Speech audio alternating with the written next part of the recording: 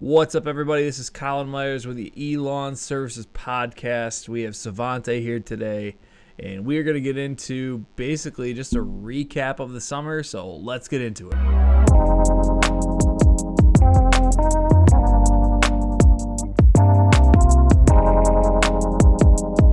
All right, here we are. Hey guys, how's it going? This is Savante. Savante jumped on board this year. It's been fun. Yeah. I will say. It has been really fun. So, just a little background. Me and Savante, we've been good friends for about 9 years-ish, something like that. So, we go to church together, and he lost his job. Really, last year, he did some other things for me, but we had to make some changes, so he lost his job again. COVID. Good old COVID. And so he's working at Essential Lawn Services now. Really came in, helped a lot with the book side of things, keeping things organized, because that's where I lack. And that's something that, for my previous positions, it's my strong suit. I am not a laborer. I'm not a strong person. No. Physically, I am not a commanding presence in any way, shape, or No. form. He's not. I'm a $1.30. Look at him. $1.30. The man. All All right. So, first job. Where were we? We must have been at John Henry's, I think. Okay, yeah. Mm-hmm. Okay, we have a dump trailer. Yep. We have these ramps. Oh, Lord. Ramps are heavy. Yeah. They're probably easily 100, 120 pounds apiece. Yep. Definitely. The man could not put the ramps underneath the dump trailer. Seriously, it wasn't happening. It was not happening. Nope. So, yeah, that's where... But, hey, where we are now, the man can lift the ramps I can lift the ramps. Then he also came up with the idea, let's get lighter ramps. We got some aluminum ramps from Home Depot. Aluminum ramps, yep. That we used to use for the snow blowers. Mm-hmm. The snow blower. And, yeah, it works out great now. A lot better. But, all right, let's go back to... Really, it was early spring. Mm-hmm. It was I lost March. my job in March. So. Lost your job in March, so we're in March. And what was the first? Oh, Tanglewood. Oh, that's right. Yeah, we were at Tanglewood. So Tanglewood was, we don't currently do them anymore, but we had it was like 100 yards plus a mulch between the two buildings that they owned. Mm-hmm. This is a large nursing home. Yeah, one of the biggest in the area. And so we were mulching that. God, that was awful. It was terrible. You threw me into the fire. It was bad. We mulched in the snow there. Yep. There were times we would get out, we would just start mulching. Or no, we would start cleaning. We'd finish a bed, it would start snowing so hard. Yep. You couldn't even work it. It was like, because we get lake effect snow around here. Yeah, right. So you couldn't even work in it. We'd hop in the truck. Well, lake effect, if you know anything about it, 1 minute it's on, 1 minute it's off. Yep. So it's like you get breaks. So as soon as it quits snowing, we jump out, we grab the backpack blowers, blow all the snow off the beds, clean the beds up, edge them real quick. Oh. Or no, we had it edged already. Yeah, so we went through and edged everything already. Yeah. So we get out, blow the beds off the snow. We had a whole trailer full of mulch as much as we could until it started snowing again. Hop back in the truck. It was just a long process. Ridiculous. It sucked. Yeah.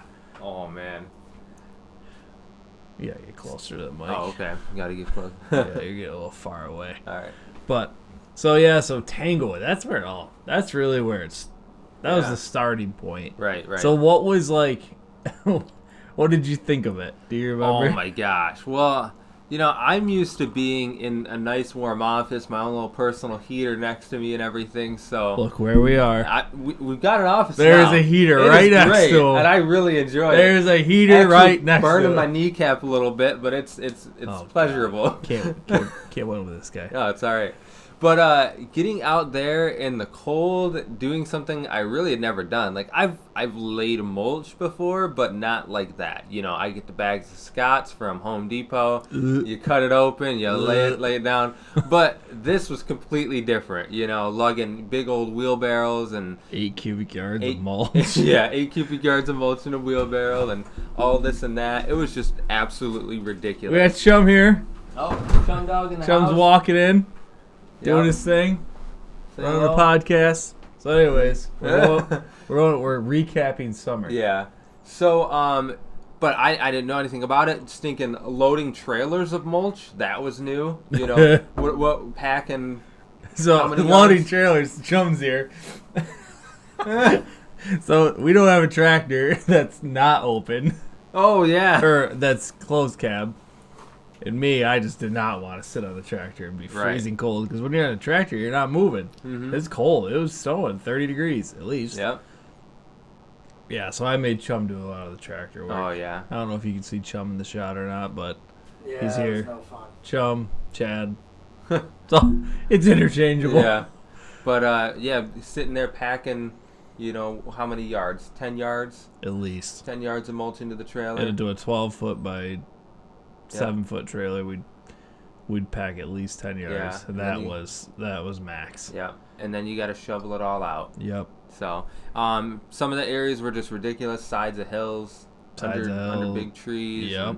And, pine trees, that is. I guess like the part that vividly comes back to me the most is like the Circle Drive area.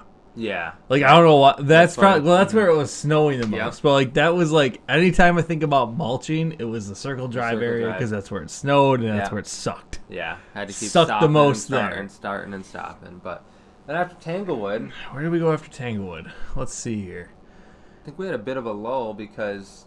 Didn't we do Brookdale? Oh, yeah. We went. No, I think we did Brookdale first. Yeah, you might be right. I think we did. We did That's Brookdale. Where Savante learned about a wheelbarrow. Yes. Yeah. Oh, there's another about the office guy who can't even get up and down ramps with wheelbarrows. Nope. So doing cleanup with the dump trailer running around. Let me tell you, I hate bed edging. Hate it.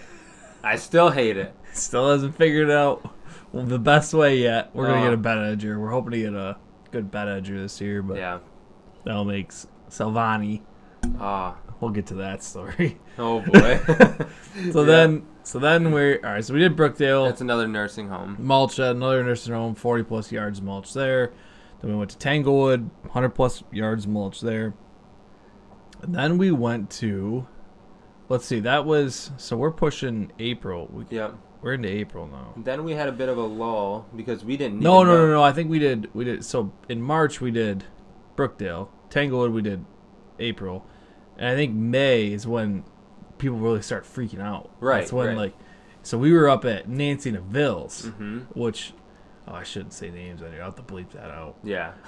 We were up in Manor Drive area, and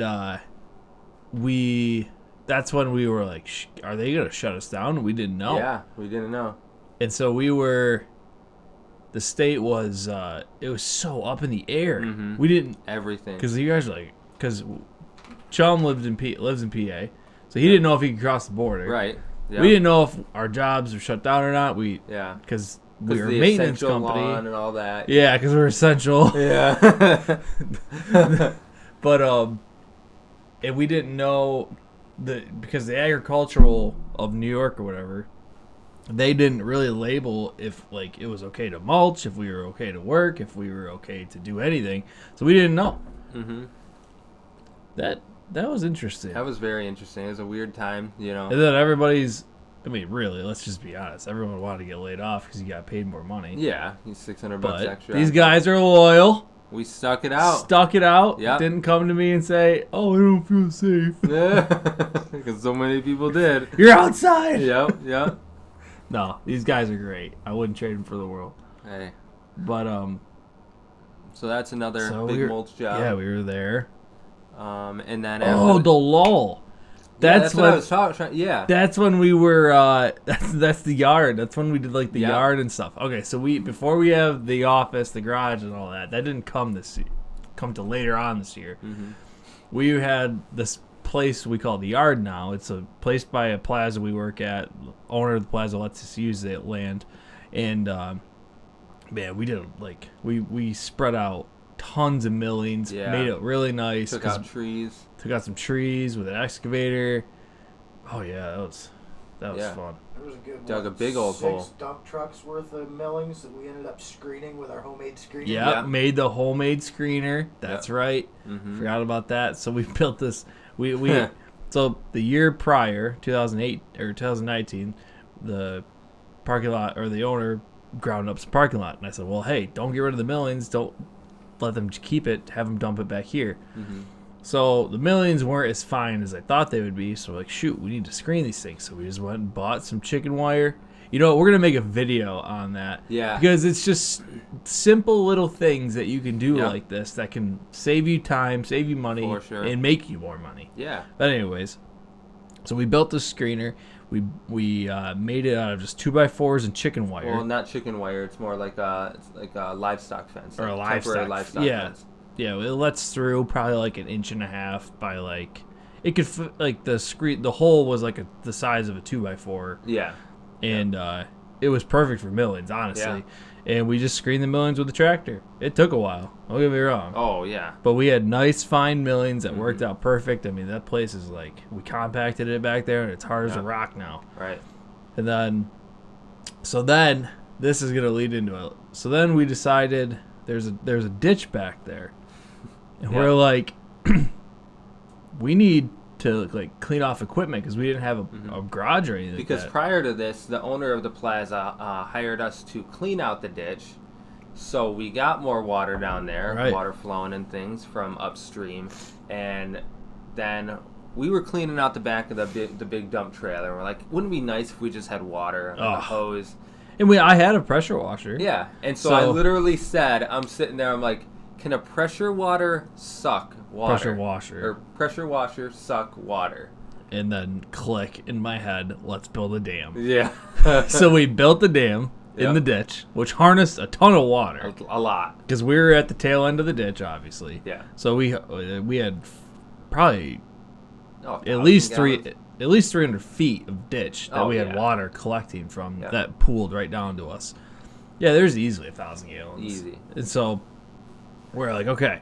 So then we found out that a normal pressure washer does not suck water. Right. So then we're like, crap, we gotta go buy a pump. Well, we don't have electricity, so we had to get a pump that ran off 12 volt that we could hook to a battery of a car, tractor, whatever.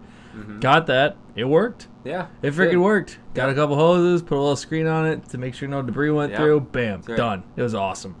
It worked. It was great. I still don't know how, because then we made it. Then I had the idea to get a pressure washer or a hydro seeder. Yeah, somewhere along the line between can a pressure washer suck, building a dam, and then actually getting a pressure washer working with a little 12 volt pump turned into let's build a hydro. Literally build it ourselves. We built a hydro seeder. Yeah. So that. Honestly, I think that takes the cake for the summer. Yeah, because that in and of itself is just a story. Oh my gosh, that thing was one of the best investments. So we decided we were gonna build, or we wanted to. There had to have been a reason. We're like, man, we really need a hydro seed or something like that. I don't remember what it was. I don't know what it was, but was it Steve's? No, because we had it after we had it when we did Steve's. I don't think that there thought of his. I don't know. Think so. I think we literally just popped into our head. It had to have. I don't think there was any job, any reason. Yeah. Anyways, so there we are. We decided to make a hydro seeder, or we just wanted a hydro seeder because I remember that because I started looking at them. I'm like, these suckers are like, even just the cheap ones are like $6,000 plus. Oh yeah, for a decent one. They're like 100 gallons. Yeah, they're 100 gallons. It's nothing crazy. Mm-hmm. So I started looking at them. I'm like, holy cow! And you can go on our YouTube channel. I made a whole video on exactly how we made this. So went on, started looking at all these things, looking at hydro seeders, how they were made, and I'm like, crap, we can do this. Bought bought a tank, bought a pump, fittings, hose. Thank God, Runnings Farm and Agriculture Store had just opened. Everything. They had everything we need. All the fittings, banjo fittings that we needed. Banjo fittings, everything. Put it all together. sucker works. Yeah. Oh my Freaking gosh. thing works. So, yeah, we were novice. We didn't know what we were doing. We had a spray tip, and we just got in contact with people, and the right people. They taught us what we needed to do to mix, blah, blah, blah, all that. And we did easily $20,000 plus, probably. I haven't even looked at the numbers, really. Yeah. But in just hydro seeding alone, on a $1,500 investment. Yeah. I mean, it was just ridiculous. Absolutely ridiculous. Hydro seeding has been so profitable, and really it's easy. It's simple. It's super easy. Once you get the system, once you get the process of mixing and the actual mix ratios and things like that, you can just fly through it. And then we bought another tank. We still haven't hooked that up yet, but we're gonna get that going next year. Yeah. So it's gonna be awesome with the hydro seed. I'm excited. I can't wait to hydro seed next year. I was talking with somebody yesterday, and I'm like, just focusing on what we want to focus on. This year made me realize I really want to focus on the hydro seed. Yeah. A ton more. It's super profitable. For a half day's job, you make tons of money. Tons. It's almost ridiculous. Because you price it by the square foot. Yeah. So it's just easy to price it. You get your Plott wheel. Yeah. Oh, Plott wheel. Yeah. Guys, if you're looking for the best wheel to get to measure, Plott, Plott, or there's another part to it too. It's going to be in the description. You can buy it on Amazon. It's like $200. It might even be less. I think it was $179. But this literally, you just go around the entire area you want. It maps it on your phone, and it gives you the exact square footage, or really good estimate. I think it's within the 90 percentile, or high 90s, of exactly what your square footage is of an area. And so that way it takes so much guessing out of it. Right. And then if somebody wants to know, you have something to give somebody on the square footage. Yeah. And this will work with paving. This would work with what we're doing, any construction thing. So really, guys, go to the link in the description. Check this thing out. It's super awesome. Yeah. We use it for hydro seeding all the time, and it works great. And it goes right on your phone. It's got a little cell phone holder on it.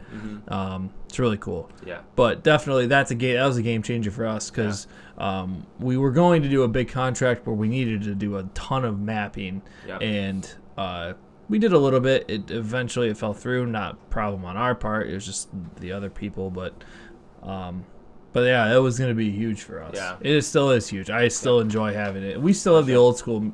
Sometimes the old school wheel works the best, but sometimes the Plott wheel is the best too. Yep. For hydro seeding, it's great. But yeah, so okay. So then we went up to Manor Drive. That was May. And then we just I feel like we kicked into gear. Yeah. It was almost it's kind of almost like a blur exactly. Right. We started getting, started hitting some other some estimates. Ton of estimates. We learned to do estimates way better this year too. Well, at least for me, from past years. I mean, you weren't here last year, but just doing estimates, being more precise. We set a goal that I set for the company, just whether I even set it or not, I don't really know. But it's I wanted to get back to every customer, regardless if we could do a job or not. Yeah. I'd say we were probably 95% there. Yeah, definitely. There were definitely some customers, it wasn't intentional. We just forgot to call them back. Sure. We might have lost a job, and I know, oh gosh, that just reminds me. So we got a job. What was it? Was that guy up in Chautauqua by Victoria? Yeah. So Victoria Lane area, and we got the job, but we were just booked. Yeah. We had painting. We had a bunch of other little landscaping tons of jobs that we needed to get done. The other crew was out mowing. Yeah. We just were running out of time, overbooked. We were season, and we were telling people too. We're hey, we're at least 3 weeks out. Yeah. Because we weren't just hey, we can do this tomorrow type thing, because we just have nothing going on. No, that's not the case. No, we were booked. So this guy calls. He gets on. We tell him a price. He liked the price. He's like, yeah, go ahead. Let's book it up. So we booked it up, and then he called me one day, and he's like, yeah, I don't know. He's like, I found somebody that can get it right on it, and they can do it for cheaper too. And we tried to make an exception. We're like, all right, let's try and fit him in this week. And we called him like, hey, you know what? We worked some things out. We're gonna try and get you in this week. And he still didn't want it because somebody was cheaper. And I remember where we were. We were painting the plaza. We had to paint our plaza that we take care of this year. Paint the plaza. And I just lost all morale. I was this is it. We're done. We're done. End of the season. This is it. We're done. We're because that was a bigger job. Yeah. I mean, not now, but back up to that point. Yeah, the price point of it was a good paying job. Yeah. And then so I go to Svante. I'm like, gosh, I'm just lost all morale. Yeah. But I think we picked it up, and I was like, you know what, we're gonna be all right. It's gonna work out. Yeah. And I think it was right around that time, over the patio job called me for an estimate. Yeah. Right. So I go over there. This person, they're like, we have a whole landscape we want to redo, and everything. And I don't think they mentioned a patio to me when we went over there, or when they called me. And so I went over there, and they're like, oh, we want this. And I'm like, okay, I'm just going to total it up. It was a patio. It was complete tear out of all the landscaping all the way around the house, and estimated it, and it was I was I don't even want to tell them this number because it was a big number to me. It was it was upwards of, it started out about 13,500, I think is where it started, and then eventually they added to that. Yeah. But I said, I went up to him like, hope you're sitting down, because I don't think I saw that, but told them the number. They're like, all right, let's do it. I'm like, what? Right, because where you came from in years past. Yeah, I've never had a job over probably 5,000. Sure.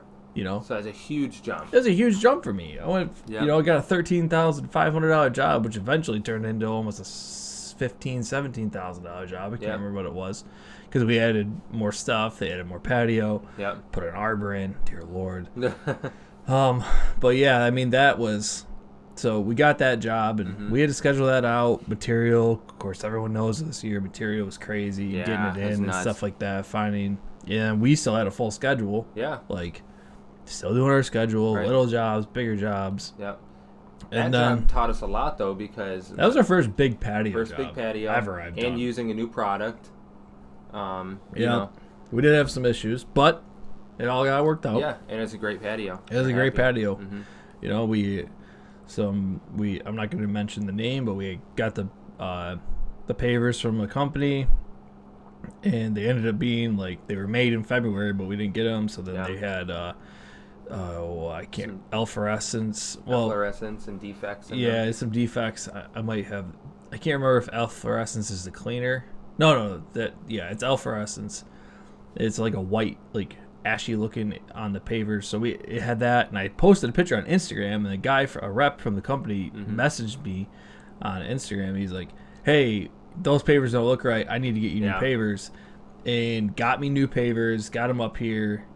Really, it was great. They fixed the issue. Yeah. I mean, we had to clean a couple, but he dude drove up from Pittsburgh. Yep. We live in Western New York. Drove up from Pittsburgh with 2 pallets on his truck and helped me clean, show me how to clean them properly, everything. I can't speak highly enough of them. I just don't really want to mention the name. Sure, but they're a good company. Oh, yeah. So there we are. So now we're at the patio job.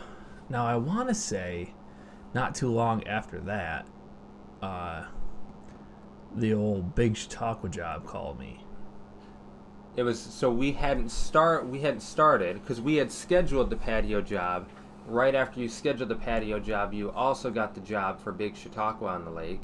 Yeah. And then they started about the same time. Yeah. That was where you had 3 That's crews when we went running. 3 crews running. Yeah. So, okay. So, normally, I usually have a landscaping crew and a mowing crew. 2 guys out mowing, 2 or 3 guys landscaping. Well, we were just busy. We needed people. We hired, 2 more people on top of the,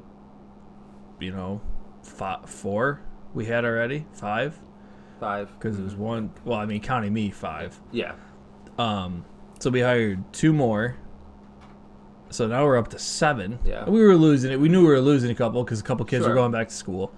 But we hired and like, okay, we got this big Chautauqua job. They were calling us to get started. So let me go to the big Chautauqua job. Yeah. So this job, they call. We're like, we have a huge property on the lake. We need it cleaned up. And I'm thinking, okay, simple cleanup, whatever. Yeah.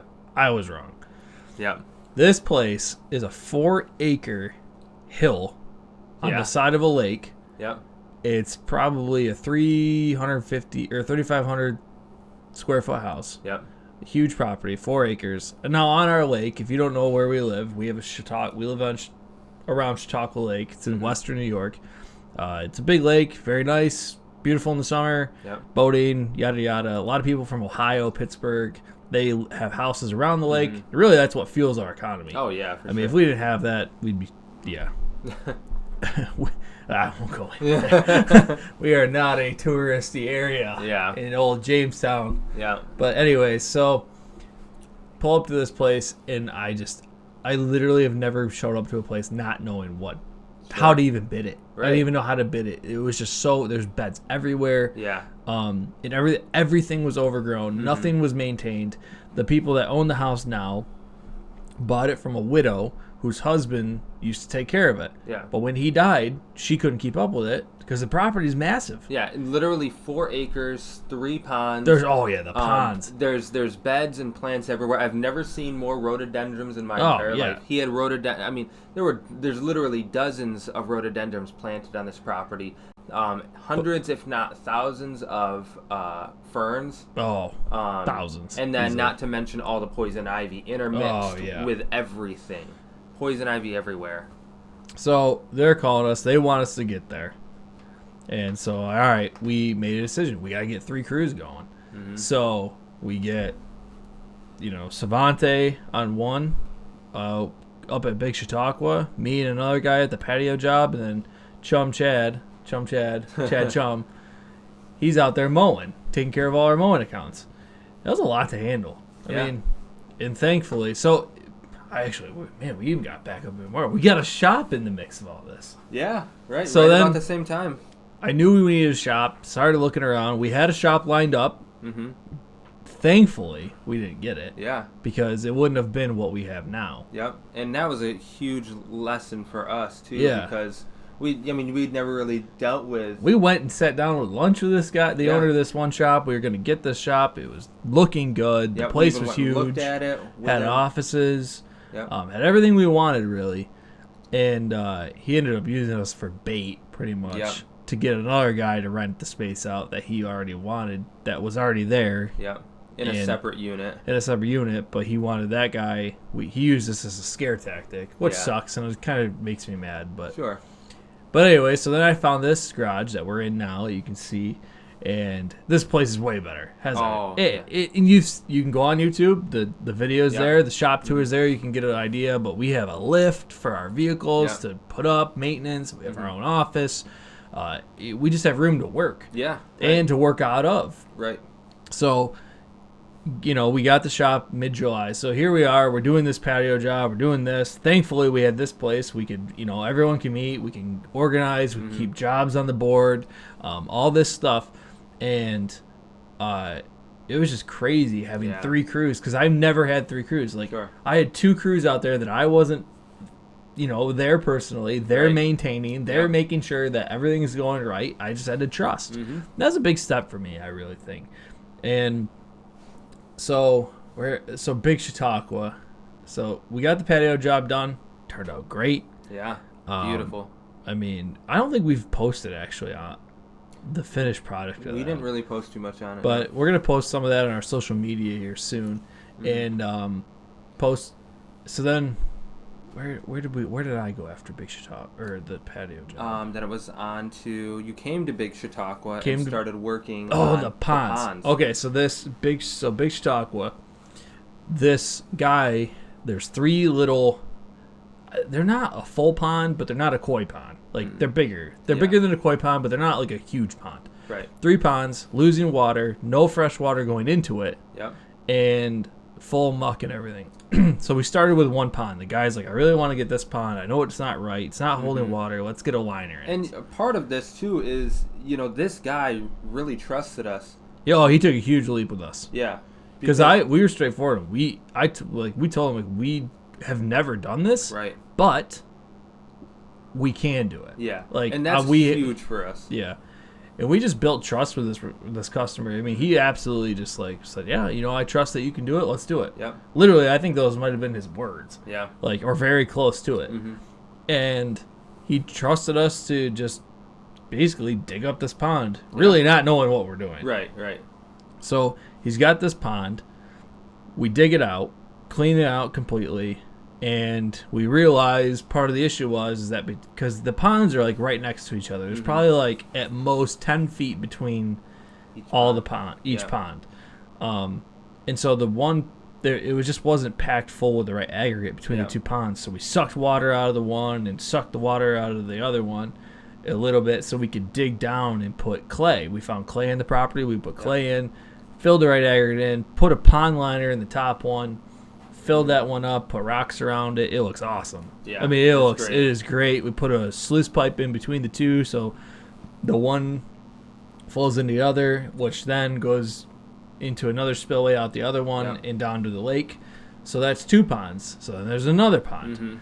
And this pond was losing water. It was mucky. It was so mucky. Yeah. Had no real water source at all going into it. And it was losing water. Yep. We didn't know where it was losing water. Mm-hmm. So we dug by the exit point. And we're like, oh, maybe it's here. So we dug it out, and there's nothing coming out. So we finally realized there's a tree between two ponds, or a tree stump. And the tree had been cut down. And we're like, okay. And we started digging around, and we could, every time, we could just dig a little hole, and we'd find water between the two ponds. We're like, oh, okay. So long story short, the tree roots had rotted so much and they had grown into the ponds that the water was following the channels of the tree roots and causing water to leave. So we excavated the tree root trunk out. Yep. Went and dug a huge hole for clay, which in result found a spring in the hillside. Yep. To feed the one pond that was the last pond that wasn't getting water. So we put the clay in between the two ponds, filled that up, or packed it in, yada yada, and then got a tube or a pipe running from the spring to the other pond to feed it, and boom, we did it. We had seriously, it was seriously crazy. Did it. It was nuts. Never done it. Never had done it before. I mean, this guy too. It was so much trust. We did the first pond, got it sealed, done. And he's like, dig out the others, fix it. He even said, because we were at a point, we couldn't figure out why the water was draining, where it was, coming from. And he's like, well, if we got to pour some concrete, go ahead and pour some concrete. Yeah, dude was ready to pour a concrete wall between the two ponds. He was just ready to do whatever we needed to do. Yeah, and we didn't have references for pond work. We didn't have none of that. But because of our level of confidence, because we just kept pushing forward with carefulness. We weren't reckless with things, but we made calculated decisions. In constant communication. Yes. I can't tell you how many times we called him down. We're like, listen, this is where we're at. We gave him an idea. Yep. This is our thought process. This is our theory. Mm-hmm. We think this, and this. And sometimes the theories didn't work plan out. Sure. But it was also one of those things, if you started and you walked in there and you just said, there's no way anybody, I don't care who you are, you could be a pond expert. Yep. You're not going to walk in there and say, oh, here's your problem. Right. It was a wild jungle mess. It was. You couldn't see a gosh darn thing. And if you didn't start digging, you wouldn't have known what was going on underneath. And you couldn't bid it. There's no way you could bid it. Yeah. I mean, the way we ended up bidding the job is that we just said, hey, it's basically time and material. Yeah. We just got to see, and if we need an excavator or whatever, skid steer, we'll bring, rental or whatever, because we don't own those yet, but we will someday. That's right.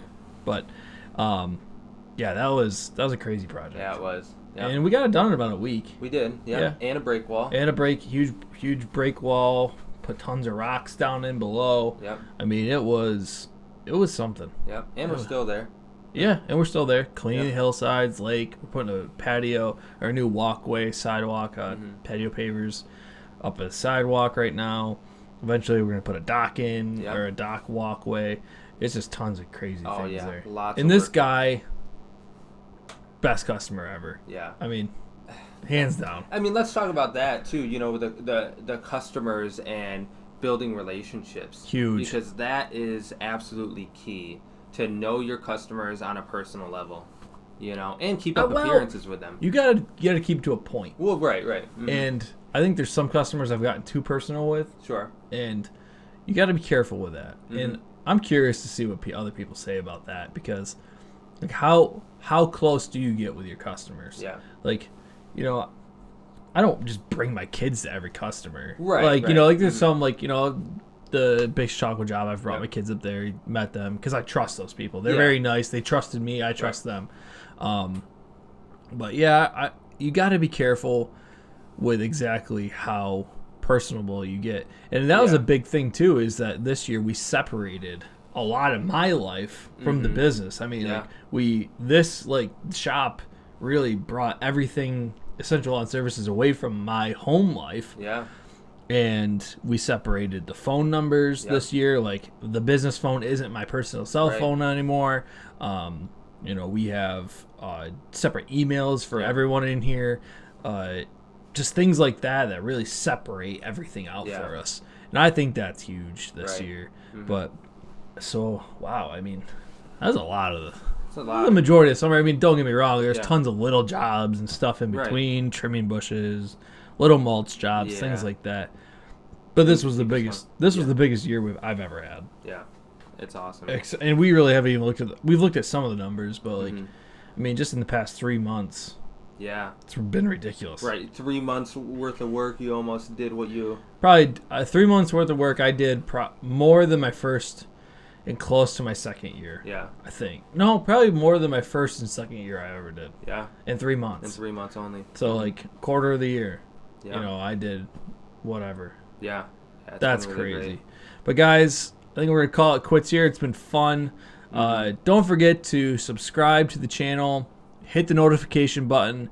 We're going to be putting content out a lot more lately. We're really trying to grow this community with us, our channel, just to help you guys out, to hear our story. There's going to be podcast videos. There's going to be just videos of us talking about whatever we're talking about, whether it's a project, something in the shop, our equipment, the software we use. We're going to be doing a software video here soon. So be sure to check that out, and we hope to hear from you guys soon.